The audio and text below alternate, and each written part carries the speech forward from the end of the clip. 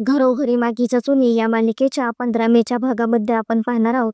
शरूला समजलेले असते ती कधीच आई होऊ शकत नाही म्हणून, त्यामुळे ते खूप दुखावले गेलेले असते. जानकी शरूसाठी देवी आईकडे प्रार्थना करत असते.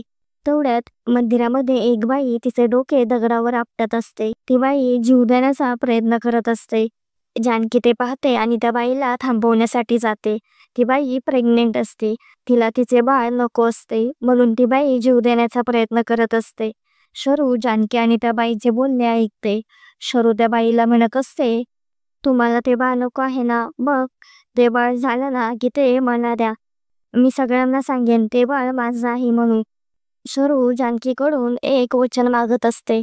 शरूला ते बाळ कोणाचे आहे आणि कोणाकडून घेतले आहे हे कोणालाच कळू द्यायचे नसते, म्हणून ती जानकीकडे वचन मागत असते. पण त्यांचे बोलणे ऐश्वर्याने ऐकलेले असते. ऐश्वर्याला सगळे समजलेले असते. तर आता जानकी शरूचा संसार वाचवण्यासाठी आणि तिला आईचे सुख देण्यासाठी ती शरूला वचन देईल का नाही हे पाहणे खूपच इंटरेस्टिंग होणार आहे. असेच नवनवीन अपडेट जाणून घेण्यासाठी आपल्या चॅनलला नक्की सबस्क्राईब करा.